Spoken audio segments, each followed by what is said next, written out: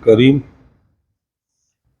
اللهم رب زدني علما والحقني بالصالحين اعوذ بالله من الشيطان الرجيم بسم الله الرحمن الرحيم وإن يونس لمن المرسلين إذ أبق إلى الفلك المشحون فساهم فكان من المدحضين صدق اللہ العظیم۔ حضرات محترم و مکرم، ہمارا درس قرآن مجید سورہ صافات آیت نمبر 138 تک ہو گیا تھا۔ اس سے قبل لوط علیہ السلام کا واقعہ اور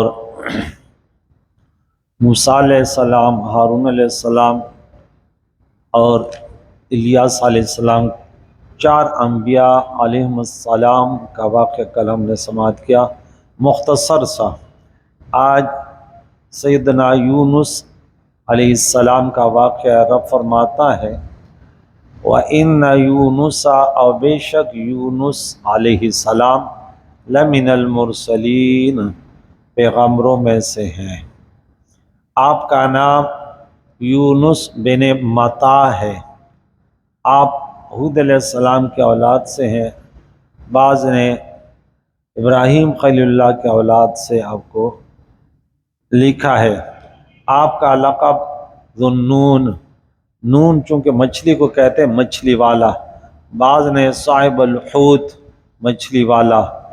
آپ بستی نینوا کے نبی تھے جو موصل کے علاقے میں، عراق میں، موصل جو بڑا علاقہ ہے اس میں نینوا کے علاقے میں اللہ تعالیٰ کے دین کی تبلیغ پر مامور تھے۔ آپ نے 40 سال قوم کو تبلیغ کی، مگر وہ شرک سے اور اپنے غلط نظریات سے باز نہ آئے۔ تب اس کے بعد آپ نے انہیں بحکم پروردگار 3 دن کے بعد عذاب آنے کی خبر دی کہ اب تو صفحہ ہستی سے مٹ جاؤ گے، اور اسی بستی سے وہ چلے گئے۔ اذ ابقا الی الفلک المشحون، رب فرماتا کہ جب وہ بھری کشتی کی طرف نکل گیا اس علاقے کو چھوڑ کر، راستے میں دریا سامنے آیا، آپ نے اسے طے کرنے کے لیے کشتی میں سواری اختیار کی کہ اس میں سوار ہو جائے اور دریا پار کر لے، لیکن مقدر کا کھیل کچھ اور تھا کہ دریا کے بیچ میں پہنچ کر کشتی ٹھہر گئی، اب کشتی چل ہی نہیں رہی۔ ملاح ناخدا بولے کہ کشتی کے چلانے والے کو ملاح بھی کہتے ہیں، ناخدا بھی کہتے ہیں، کہ اس کشتی میں کوئی غلام اپنے مولا سے بھاگا ہوا ہے، جس سے کشتی ٹھہر گئی۔ اس پر قرعہ ڈالا گیا تو آپ کے نام پر وہ قرعہ آیا کہ یہ ہے۔ اب لوگ بھی پریشان کہ اس کو دیکھ رہے ہیں کہ یہ تو غلام نہیں ہو سکتا، لیکن آپ نے فرمایا کہ میں ہی غلام ہوں، میں ہی اپنے آقا سے بھاگا ہوا ہوں، کہ بغیر انتظار وحی اللہ تعالیٰ کی طرف سے حکم نہیں آیا اور میں یہاں سے چل دیا۔ کیونکہ ہم نے غالباً سورت نمبر 21 اور آیت نمبر 87 میں ان کا واقعہ سورہ انبیاء میں پڑھا کہ فَظَنَّ أَن لَّن نَّقْدِرَ عَلَيْهِ، انہوں نے یہ گمان کیا کہ ہم ان پر تنگی نہیں کریں گے، اس پر وہ نہیں کریں گے، وہ وہاں سے چل دیا۔ فَسَاهَمَ فَكَانَ مِنَ الْمُدْحَضِينَ، تو جب انہوں نے قرعہ ڈالا تو یہ دھکیلے ہوئے میں سے یہ ہو گئے، تو اب یہ اس کے نام پہ قرعہ آیا۔ تو آپ کو قرعہ نے دھکیلا نہ کہ کسی آدمی نے، ہماری شریعت میں قرعہ سے ایسے احکام جاری نہیں کر سکتے، یہ ان کی شریعت کا حکم تھا یا خاص ان کے لیے تھا؟ تو جیسے کشتی سے وہ سمندر کے، علامہ قرطبی وغیرہ تو بڑے بڑے واقعات لکھے، لیکن یہ مختصر واقعہ صحیح ہے۔ تو فالتقمہ الحوت، مچھلی نے اس کو نگل لیا ہے، وہو ملیم، وہ اپنے آپ کو ملامت کرنے والا تھا۔ تو مچھلی نے فالتقمہ الحوت نگل لیا، امانت کے طور پر، نہ کہ غذا کے طور پر۔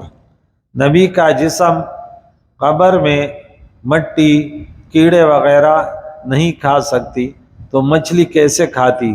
دیکھو دیمک نے حضرت سلیمان علیہ السلام کی لاٹھی کھائی، پاؤں نہ کھایا، تو اس لیے رب کریم نے فرمایا التقمہ،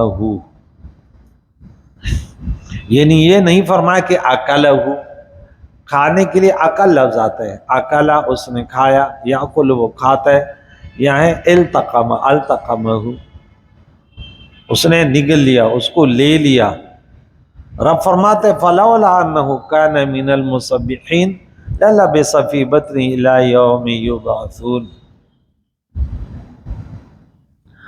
تو اگر وہ تسبیح کرنے والوں میں نہ ہوتا، ہم پہلے پڑھ چکے ہیں تسبیح کیا، مچھلی کے پیٹ میں لا الہ الا انت سبحانک انی کنت من الظالمین۔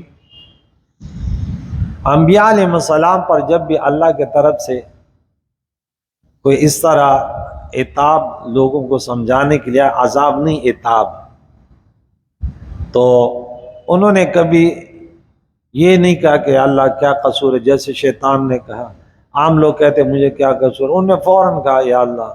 آدم علیہ السلام نے سورہ اعراف میں ہم 23 نمبر میں پڑھ چکے ہیں، ربنا ظلمنا انفسنا وَإِن لَّمْ تَغْفِرْ لَنَا وَتَرْحَمْنَا لَنَكُونَنَّ مِنَ الْخَاسِرِينَ۔ تو یہاں پہ یونس علیہ السلام نے مچھلی کے پیٹ میں بار بار سبحانکا، کہ اللہ تیری ذات پاک ہے، میں کمی کرنے والے میں سے ہوں، لا الہ الا انت، لا الہ الا انت سبحانک انی کنت من الظالمین۔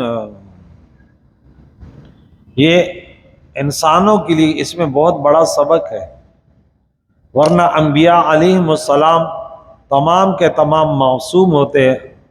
اہل سنت و جماعت کا عقیدہ آپ جانتے ہیں کہ وہ صغیرہ کبیرہ گناہوں سے معصوم ہیں۔ انبیاء علیہ السلام کے علاوہ انسان میں کوئی اور معصوم کو مانے تو یہ عقیدہ غلط ہے۔ تو تسبیح نہ پڑھتا ہے تو اپنے مچھلی کے پیٹ میں یہ وظیفہ پڑھا، سورہ انبیاء آیت نمبر 87، لا الہ الا انت سبحانک انی کنت من الظالمین۔ تو اسے چند مسئلے معلوم ہوئے، ایک یہ کہ اللہ تعالیٰ کی ذکر کی برکت سے آفتیں ٹل جاتی ہیں، آفتیں ٹلتی ہیں، آفتیں دور ہوتی ہیں، صدقات سے اور اللہ کے ذکر سے، نماز سے، یعنی رجوع الی اللہ۔ اللہ فرماتا ہے میں تو ان پر یہ مشکلیں اس لیے ڈالتا ہوں، انبیاء علیہ السلام کا مرتبہ الگ ہے، ان کے اوپر جو ہے نا گناہوں کی وجہ سے نہیں، وہ تو گناہوں سے پاک ہوتے ہیں، لیکن عام لوگوں کے اوپر جیسے ہم نے سورہ نمبر 42 سورہ شورى آیت نمبر 30 میں پڑھیں گے کہ وما اصابکم من مصیبت فبما کسبت ایدیکم ویعفو عن کثیر، تمہیں جتنے مشکلات پہنچتے ہیں تو یہ تمہارے گناہوں کے سبب، اور وہ اسی لیے تاکہ انسان گڑ گڑائے اور رجوع الی اللہ کرے اور اللہ ان کو گناہ سے معاف کر دے، ان کی مغفرت فرما دے۔ سزا کے طور پہ یہ نہیں ہوتا بلکہ انہیں صاف کرنے کے لیے ہوتا ہے۔ تو ایک یہ کہ اللہ کے ذکر کی برکت سے آفتیں ٹلتی ہیں، مشکلیں آسان ہوتی ہیں۔ دوسری یہ کہ جو دعائیں بزرگوں سے منقول ہو ان میں تا قیامت تاثیر ہوتی ہے، وہ دعائیں لوگوں کے لیے وظیفہ بن جاتا ہے۔ اب یہ دیکھیں ہزاروں مشکلات کے لیے یہ دعا جو ہے یہ اکثیر ہے۔ کوئی بھی مشکل ہے تو لو علماء کرام یہی وہ دیتے ہیں کہ آپ جو ہے یہ والی دعا پڑھیں، لا الہ الا انت سبحانک انی کنت من الظالمین، پاک تیری ذات ہے بس۔ ہاں، اور اس کی برکت میں نے آپ کو بتایا تھا، جو کہہ دے سبحان اللہ، تو میں نے وہ 4 قاعدے بتائے کہ ہر چیز کی 4 علتیں ہوتی ہیں۔ علت سوری ہوتا ہے، علت مادی ہوتا ہے، علت فاعلی ہوتا ہے، اور علت غائی۔ یہ ڈیکس بنا ہے تو اس کا مادہ ہے، اس کو بنانے والا ہے، اس کا پورا ڈھانچہ یہ صورت ہے، لیکن غایت اس کا مقصد کیا ہے؟ قرآن رکھ لیں۔ تو جب انسان سبحان اللہ کہتا ہے تو اس کے کلمات بھی ہے، اس کی صورت بھی ہے، اس کا کہنے والا ہے، لیکن اس کی علت جو ہے، جو رزلٹ ہے، وہ یہ نہیں ہے کہ اللہ پاک ہو جائے گا، اللہ تو پاک ہے، تو پڑھنے والا پاک ہو جاتا ہے۔ جس طرح الحمدللہ، تو اللہ تعالیٰ تو قابل تعریف ہے، یہ انسان خود قابل تعریف بن جاتا ہے۔ اور جسی طرح پیارے عقائد و جان کا ہم ذکر کرتے ہیں تو وہ بھی حسان بن ثابت نے فیصلہ کر دیا کہ ما ان مدحت محمدا بمقالتی ولکن مدحت مقالتی بمحمد، ہاں، کہ میں اس لیے حضور کی تعریف نہیں کرتا کہ اس کی شان بلند ہو، اس کی تعریف کرو، ارے میں تو اپنے باتوں کو خوبصورت بنا رہا ہوں۔ اگر آپ ہم بیٹھیں تو ہم اللہ کی دین کی کیا وہ کریں، ہمارا اپنا بیڑا جو ہے نا وہ پار ہوتا ہے۔ اور حضور کے بارے میں تو امام بوصیری نے بڑی اچھی بات کی کہ محمد ذکرہ روح لانفسنا محمد شکرہ فرد علی اممی، حضور کا ذکر تو ہمارے جسموں کا روح ہے اور اس کا ذکر امت پر فرض ہے۔ محمد زینت الدنیا و بہجتها محمد کاشف الغمات والظلم، حضور دنیا کی زیب و زینت ہے، وہ اندھیروں اور پریشانیوں کو دور کرنے والی ہستی ہے، رحمت للعالمین ہے۔ تو اس لیے یہ انبیاء علیہ السلام پر بظاہر ایسے وہ بن جاتا ہے۔ تفسیروں نے بہت کچھ لکھا ہے، وہ لکھتے ہیں، لیکن ہم عوام کے سامنے اتنا بیان کرتے ہیں کہ عقیدہ ان کے درست رہیں، کیونکہ یہ عقیدہ تیزی سے پھیل رہا ہے۔ عقیدے خراب ہوتے ہیں نا، نماز تو سب مانتے ہیں، روزہ زکوٰۃ، لیکن عقیدے برقرار نہیں رہتے، تو اب کوئی جو ہے نا شرک میں، کوئی بدعات میں، اور کوئی جو ہے نا وہ انبیاء علیہ السلام کو پھر کہتے بس ہمارے ان کے درمیان کوئی فرق تھوڑی ہے، ہمیں ان سے فائدہ تھوڑی۔ اچھے لوگوں سے گناہگاروں کو بڑا فائدہ ہوتا ہے، یہ یاد رکھیں۔ پھر انبیاء علیہ السلام تو جب اللہ نے، اب کوئی کہتے ہے بھائی میں سورج کا فائدہ نہیں مانتا، ہمیں کوئی فائدہ نہیں، تو یقیناً کوئی پڑھا لکھا انسان جو سائنس وغیرہ جاؤ بولے یار اس کا تو دماغ ہی خراب ہے۔ تو آپ دیکھیں سورج ایک مخلوق ہے نا، لیکن اس کے فائدے کا انکار کرنے والا، ٹھیک ہے کوئی بھائی کو بولے بھائی یہ خود نہیں دیتا، اللہ نے اس کو فائدے والا بنایا۔ تو اب یہ تو سب مانتے ہیں کہ آج سورج سے لوگ کتنے فائدے لے رہے ہیں، اس کے علاوہ بھی جتنے بھی دنیا کا نظام ہے اللہ تعالیٰ نے سورج کے فصلوں وغیرہ میں، انسان کی زندگی میں، یہ جس ہوا میں ہم چل رہے ہیں اس سے ہم اوپر یا تھوڑے نیچے چلے جائیں تو کیا ہے، 1 منٹ ہم زندہ رہ سکتے ہیں۔ تو بیا کوئی بولے کہ بھائی میں اس کا فائدہ نہیں مانتا، تو بولو تمہیں خلا میں لے جاتے ہیں، وہاں چھوڑ دیتے، پھر دیکھ لینا کہ تو کیسے زندہ رہتا ہے۔ زندگی اللہ نے دی، اسباب بھی اللہ نے پیدا کی، تو یہ اللہ والے، ان کا ذکر اللہ فرماتا ہے، اور ان کے ذکر کا ذکر کرنے سے جو ہے انسان کو انسانیت ملتی ہے، ہاں، اللہ تعالیٰ کی رحمتیں برستی ہے، اللہ والوں کے ذکر سے رحمتوں کا نزول ہوتا ہے۔ اب لوگ اس میں لگے ہوئے کہ یہ ذکر کیوں ہو رہا ہے اور یہ وہاں تو نہیں ہوا، ارے میں نے بولا یار قرآن پاک کے درس میں بیٹھا کرو تو مل جائے گا کس انداز سے اللہ تعالیٰ نے اپنے بندوں کا ذکر کیا۔ پھر انبیاء علیہ السلام کے ولادت کا ذکر ہوتا ہے تو وہ دادا حال نانا حال سے شروع کرتا ہے، اللہ تعالیٰ کی شان ہے، وہ تو خالق اور مالک ہے نا، وہ تو ہر بات کو دیکھیں، نماز کو کیسے بتایا، اقیم الصلاۃ، مختصر سی بات، نہ ثنا کا ذکر ہے، نہ اعوذ باللہ کا، نہ بسم اللہ کا، نہ یہ پھر یہ پھر یہ پھر یہ، پھر سب حضور علیہ السلام تو سلام۔ اللہ نے فرمایا نماز پڑھو، باقی جو بولے رسول اللہ، ہاں یہ جیسے نماز بتا گئی اسی طرح وما آتاکم الرسول۔ لیکن انبیاء علیہ السلام کی جب باری آئی تو وہ اجمالاً ذکر نہیں ہے، وہ تفصیلاً ہے پھر ان کا ایک ایک واقعہ، کل میں نے آپ کو بتایا کہ موسیٰ علیہ السلام کا ذکر اللہ تعالیٰ نے 131 مرتبہ یاد کیا. تو رب فرماتا ہے کہ اگر ہمارے ذکر کرنے والوں میں سے نہ ہوتے تو للبسا، تو یہ ضرور ٹھہرتا، فی بطنی، اس مچھلی کے پیٹ میں، الی یوم یبعثون، اس دن تک کہ جب لوگ دوبارہ اٹھائیں گے. اب دیکھیں کسی جانور کے پیٹ میں جانے سے فوراً وہ زندگی ختم ہو جاتی ہے نہیں، لیکن یہ قدرت ہے، قانون نہیں، یہ قدرت ہے اللہ کی کہ وہ 40 دن تک، مختلف روایات ہیں، وہ مچھلی کے پیٹ میں ہے اور بالکل اللہ کا ذکر بھی کر رہے، سن رہے فرشتے اللہ کا ذکر کر رہے ہیں، جنات کر رہے، وہ آرام سے مچھلی کے پیٹ میں سمندروں کے سیر میں ہے. ابراہیم خلیل اللہ کا واقعہ سنا کہ قانون تو یہ ہے کہ آگ میں جو بھی جائے گا فوراً جل جائے گا، لیکن ابراہیم خلیل اللہ آگ کے بیچ میں ہے اور آگ کتنی بڑی آگ جلائیے اور اس کو نہیں جلا رہی. تو اللہ تعالیٰ نے یہ بتا دیا کہ میں اپنے بندوں پر کتنا مہربان ہوں، اور اپنے قدرت دکھائی لیکن اپنے بندوں کے اس میں کہ دیکھیں میں نے ان کو کیا مقام دیا، کتنا مرتبہ دی. دوبارہ اٹھنے تک اس طرح کے، اس کے پیٹ میں رہتا، قیامت کے دن کوئی قبر سے آتا، کوئی کہاں سے کھاتا، کوئی کہاں سے، اللہ قدرت والا ہے. یونس علیہ السلام مچھلی کے پیٹ سے باہر آتے. اب دیکھیں لوح محفوظ میں سب کچھ لکھا ہوا ہے. ایک انسان کی عمر جو ہے، تقدیر دو ہے، ایک مبرم ہے، ایک معلق ہے. جو فرشتوں کے علم میں ہے یا تمام کے علم میں نہیں، اللہ کے علم میں تو وہی عمر ہوتی کہ اس کی عمر جو ہے نا وہ 60 سال ہے، لیکن اللہ کے علم میں ہے کہ 100 سال رہ گا. اور وہ کیسے؟ داؤد علیہ السلام کی عمر 60 سال تھی. جب آدم علیہ السلام دیکھا کہ یہ میرا بیٹا بڑا حسین خوبصورت ہے، عمر 60، بولے یا اللہ 40 سال میں نے دے دی، تو 100 سال ہو گئی نا.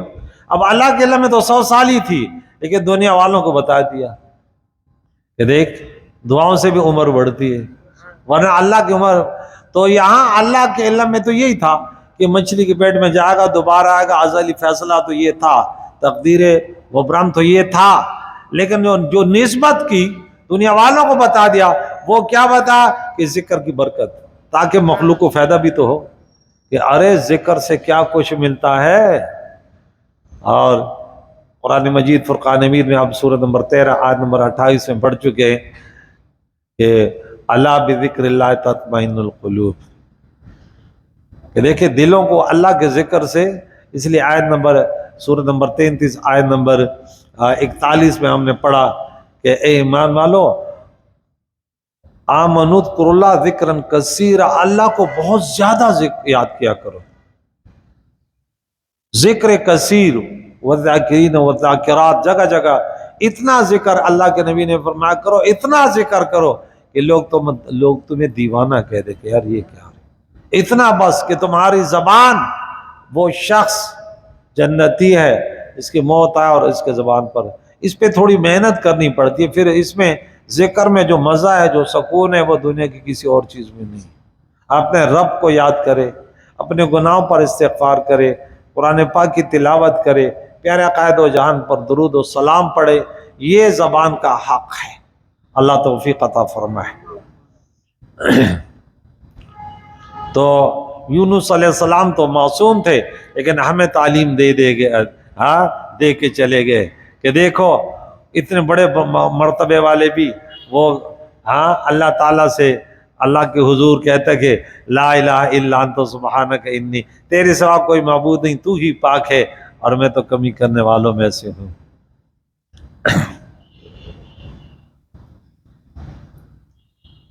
فَنَبَذْنَاهُ بِالْعَرَاءِ وَهُوَ سَقِيمٌ، پھر ہم نے اسے ڈال دیا. نبذ ینبذ پہلے پارے میں بھی ہم پڑھ چکے، اور انہوں نے اللہ کی کتاب کو پیٹھ پیچھے ڈال دیا، وراء ظہورہ. تو یا بالعرائے میدان پر، ہموار جگہ پر، کوئی درخت وغیرہ نہ تھا اور یہ کمزور تھے، یہ سقیم بیمار تھے۔ ابراہیم خلیل اللہ کے واقعے میں پیچھے ہم پڑھ چکے کہ انہوں نے بولا آج چلتے ہیں، آج ہمارا میل ہے، اس نے بولا انی سقیم، میں بیمار ہوں یا میں بیمار ہونے والا ہوں۔ مچھلی کے پیٹ میں رہنے کی وجہ سے آپ بہت ضعیف ہو گئے تھے، جہاں آپ کو مچھلی نے اگلا وہاں کوئی سایہ نہ تھا، تو رب قدرت والا ہے۔ وَأَنبَتْنَا عَلَيْهِ شَجَرَةً مِّن يَقْطِينٍ، ہم نے اس پر کدو لوکی کا درخت اگایا۔ ویسے عام طور پہ کدو کا جو ہے نا وہ زمین پر پھیلا ہوتا ہے، وہ ایسے کوئی تنے والا درخت نہیں ہے، وہ بس زمین پر ہوتا ہے یا چھپروں پر ہوتا ہے، لیکن یہ والا ایسے نہیں تھا، یہ بالکل اللہ کی قدرت ہے اور سایہ اس کا زبردست ہوتا ہے۔ کدو کی بیل کا سایہ گھنا ہوتا ہے، بیل چھائی ہوتی ہے نا، اور اس پر گندگی وبال مکھی بھی کم بیٹھتی ہیں، گندگی سے بھی صاف۔ اب دیکھیں ہر چیز میں کہتے ہیں فعل الحکیم لا یخلو عن الحکمہ، مفسرین کرام نے کتنی اچھی باتیں بتائی کہ بھئی کدو کے درخت میں کیا کمال تھا کہ یہ درخت کیوں ہوگا، تو بولتے ہیں نہیں اس میں بہت ساری خوبیاں ہیں، اس پر گندی چیزیں بھی نہیں بیٹھتے کیونکہ نیچے اللہ کا پاک بندہ، تو وہ اتنے تو پاک تھے کہ اس پر یہ چیزیں بھی نہ بیٹھے۔ پیارے آقا دو جان کتنے پسند کرتے تھے۔ اب قیامت تک رسول اللہ سے محبت کرنے والے لوگ کی کدو کو رسول اللہ کے نسبت سے بڑا پسند کرتے ہیں، ہماری نبی کی پسند ہے، ہماری تو وہی پسند ہے جو رسول اللہ کی پسند ہے علیہ الصلاۃ والسلام۔ یہ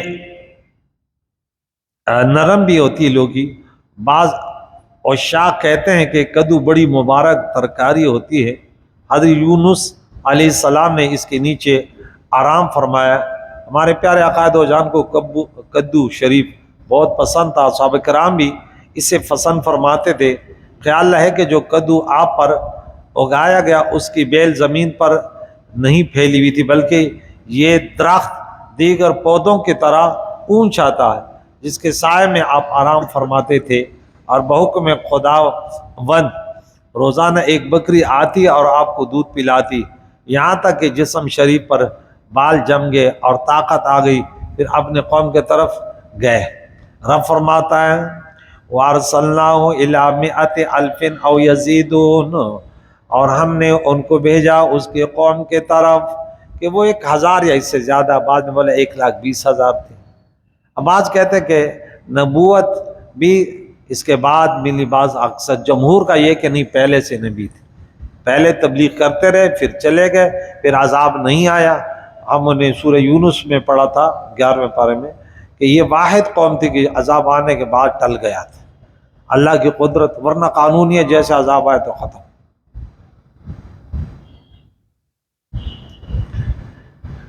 مئات الف 1,00,000 او یزیدون، یا اس سے بھی زیادہ، نینوا کی طرف دوبارہ آئے اور ان کو تبلیغ کی۔ فآمنوا، تو وہ پھر ایمان لائے ہیں، اب انہوں نے سچی توبہ کی، اس طرح کے آثار عذاب دیکھ کر توبہ کر لی، پھر آپ کے تشریف لانے پر باقاعدہ آپ کے تعلیمات پر عمل کرتے رہے، بیعت کر لی۔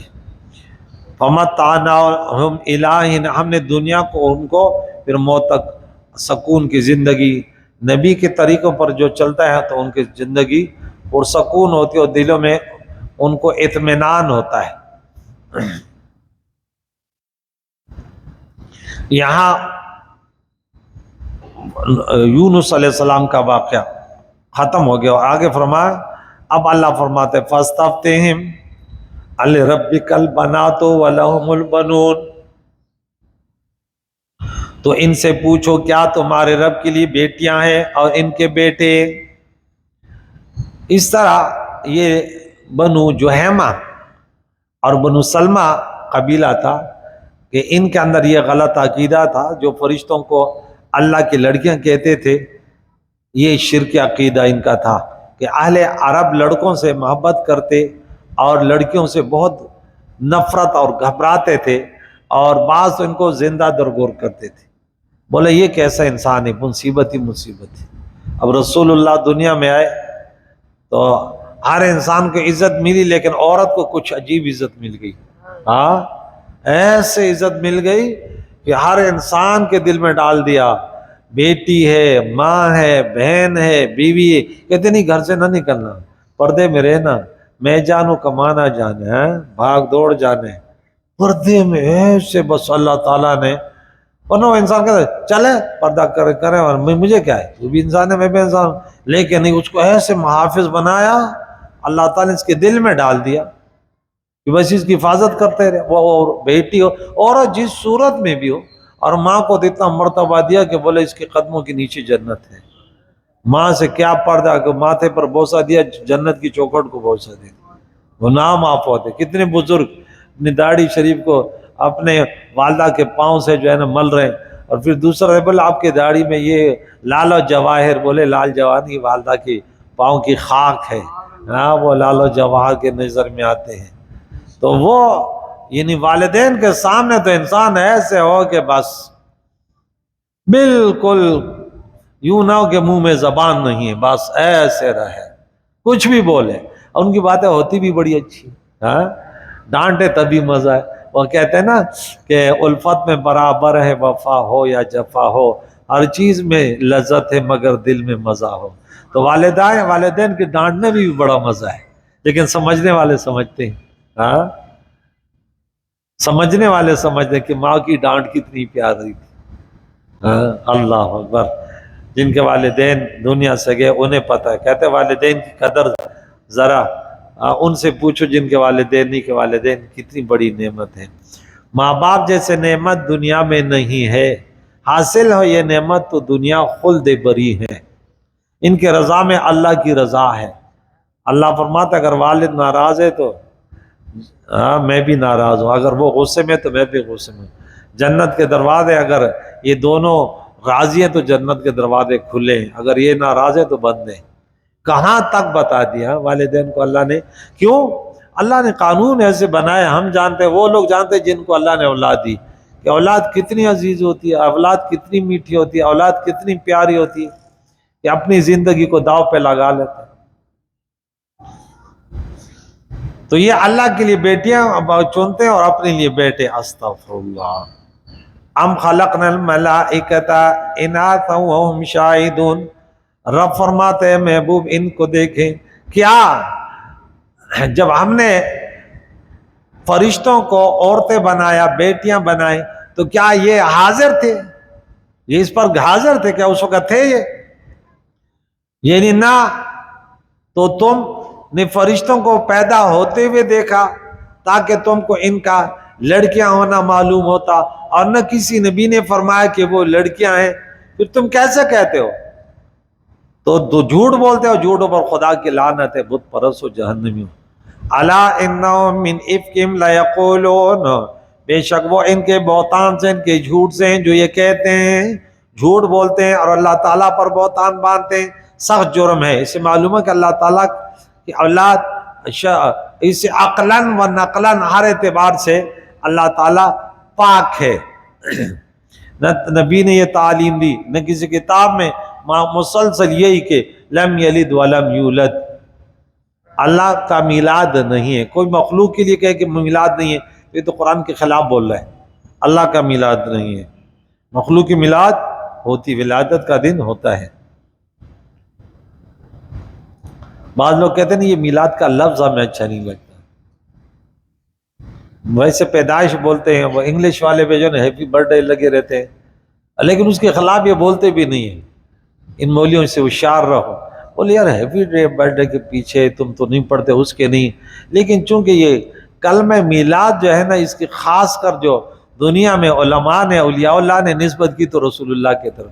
میلاد کا لفظ زبان پر آتا ہے، کسی کے کان میں لگتا ہے تو فوراً رسول اللہ کی دنیا کی میں تشریف آوری کا خیال آتا ہے. ولد اللہ، یہ بکواس کرتے ہیں کہ اللہ کی اولاد ہے. وَإِنَّهُمْ لَكَاذِبُونَ، بے شک یہ جھوٹے ہیں. اصطفى البنات علی البنین،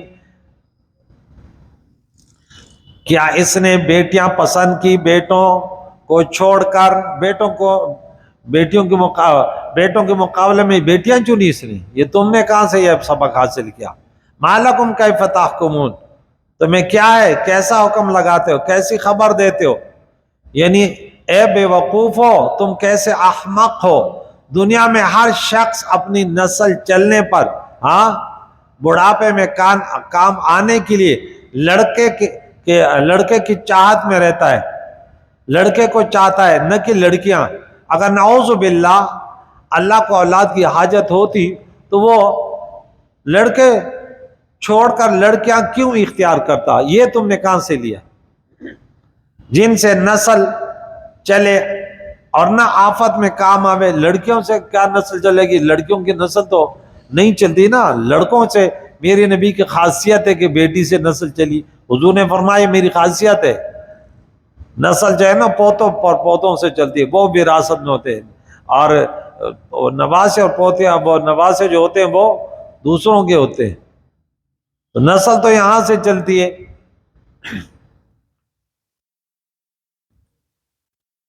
تو یہ تم نے پھر کہاں سے لیا کہ اللہ تعالیٰ کے نعمت بیٹیاں؟ یہ یعنی اس قدر خرافات اللہ کے بارے میں، شرک اور پھر اس قسم کی حرکتیں۔ ما لکم کیف تحکمون افلا تذکرون، کیا تم نصیحت حاصل نہیں کرتے کہ اولاد نسل چلنے کے لیے ہوتی ہے، اور نسل کی ضرورت اسے ہے جسے موت آئے۔ دیکھو چاند سورج تاروں کی اولاد نہیں تو رب تعالیٰ کو اولاد کی کیا ضرورت؟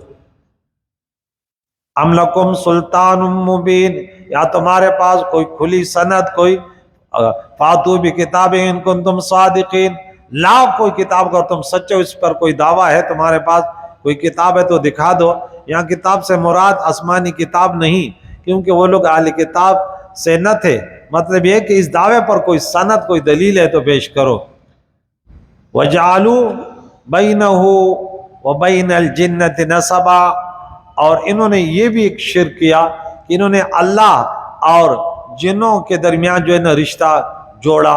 بعض مشرکین کہتے تھے کہ اللہ تعالیٰ نے جنات میں شادی کی اللہ کی بنا، جس سے فرشتے پیدا ہوئے، استغفر اللہ۔ تو اس آیت میں اس کی تردید ہے، اور نسب سے مراد نسبی یا سسرالی رشتہ ہے، حالانکہ یہ دونوں رشتے ہم جن سے ہو سکتے ہیں، غیر جن سے نہیں۔ اور عبدیت، ملکیت، محبوبیت کے رشتے جو جنسیت نہیں چاہتے، وہ رب کے بندوں سے ہیں کہ ہم سب اس کے مملوک اور نبی اس کے محبوب ہیں، سب خلق اور اللہ معبود اور مخلوق عابد ہے۔ وَلَقَدْ عَلِمَتِ الْجِنَّةُ، اور بے شک جنوں کو بھی معلوم ہے کہ انہم لمحضرون، ان کے یہ عذاب میں حاضر کیے جائیں گے، ان کی گرفتاری ہوگی دوزخ میں دائمی عذاب کے لیے۔ اگر یہ رب کے رشتہ دار ہوتے تو جہنم میں نہ جاتے۔ سبحان اللہ عما یصفون الا عباد اللہ المخلصین، اللہ کی ذات پاک ہے ان باتوں سے جو یہ اللہ کے لیے بیان کرتے ہیں، کبھی بیٹیوں کی بات کرتے ہیں، کبھی جناتوں کے رشتہ داروں کی بات کرتی ہے، سب شرکی عقیدہ ہے۔ تو یہ عذاب میں گرفتار ہوں گے، الا عباد اللہ المخلصین، سوائے اللہ کے چنے ہوئے بندوں، نیک بندوں کے، یعنی مومن متقی بندے، یہ جہنم سے محفوظ رہیں گے۔ باقی سب کے سب، یہ انسان ہو، جنات ہو، جنہوں نے شرک کیا، جنہوں نے کفر کیا، ان کی کبھی بھی مغفرت نہیں ہوگی۔ اللہ تعالیٰ سے دعا ہے ان مشرکین کے غلط عقیدوں سے اللہ تعالیٰ انسانیت کو بچائے۔ اللہ تعالیٰ سب کو محمد رسول اللہ کی پیاری شریعت، ان کی اچھے اچھے تعلیمات کو عملی جامہ، پہلے عقیدہ رکھنا، اس کے بعد عملی میدان میں سرگرم رکھے۔ یا اللہ خصوصاً جتنے مسلمان ہیں اہل سنت و جماعت سے تعلق ہے، بدعات سے، خرافات سے، شرکیات سے، کفریات سے، گستاخیوں سے محفوظ ہے، سب کو دین اسلام پر استقامت نصیب فرما۔ یا اللہ جتنے بھی ہمارے درس میں حصہ لینے والے، مسجد میں آتے ہیں، گھروں میں سامعین ہیں، سب کے اللہ پریشانیوں کو دور فرما، بیماروں کو شفا عطا فرما، بے روزگاروں کو رزق حلال سے مالا مال فرما۔ ہم سب کے سامعینوں کے، سب کے جتنے بھی مرحومین ہیں اللہ، سب کے لیے اس درس کا ایصال ثواب ہے۔ سب کی مغفرت فرما، ان کی قبوروں کو جنت کے باغیچے بنا، اور ہم زندوں کو دین اسلام پر جینا، اسی پر ہی موت ہو، بس یہی تڑپ ہے۔ یا غیاث المستغیثین اغثنا یا رب العالمین، وصلی اللہ تعالی علی خیر خلقہ محمد وعلی آلہ واصحابہ اجمعین برحمتک۔